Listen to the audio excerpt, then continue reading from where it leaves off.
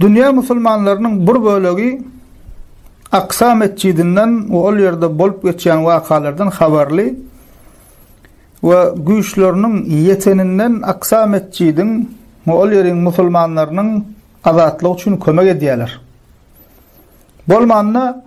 Bolmanly duýgudaşlyk bildirip doga dilek edýärler.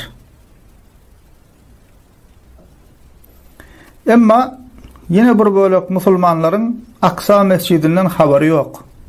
Ol ýeriň musulmanlarynyň çekýän azabyndan, zulmündan habary ýok. Ýa-da käbir musulmanlar bolýan wakalar ýalňyş bilýärler.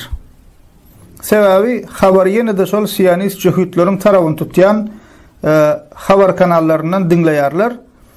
Ol habar kanallary bolsa basyp alajagyny gahrman, basyp alynan mazlum Palestina halkyny terrorist edip görkezýärler. Ýa-da Palestinada Aksa mescidinde bolup oturan ýagdaýy şoňa üns berim. Ýa-da Palestinada Aksa mescidinde bolup oturan ýagdaýy Arap jöhütleriň dawasy. Ýa-da Hamas bilen Israiliň dawasy alyp görkezýärler.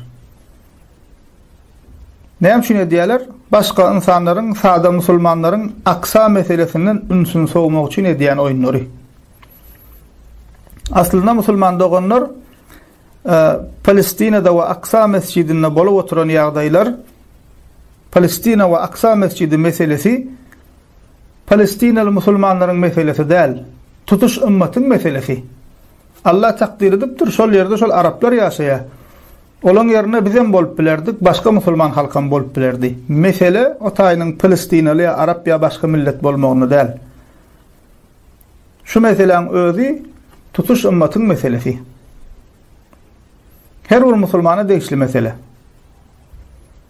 Misal üçin Mekke şäherini we Käbäni kafirler basyp alsa, imany bar musulman ay bu Araplaryň meselesine biz goşulmalyň. Goý özleri çözülüşsin, bize näme diýip bilermi? İmany bar musulman diýip bilmez.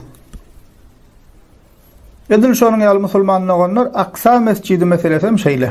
Çünki bizim 3 tane uly mukaddes ýerimiz bar. Şoň biri Käbe, Mekke şäherindäki, ikincisi Medine şäherindäki Peýgamberimiziň Medine mescidi. Üçüncü mukaddes ýer bolsa musulman olanlar ana şu wagt gurrunda oturan Kudüs şäherindäki Aksa mescidimiz.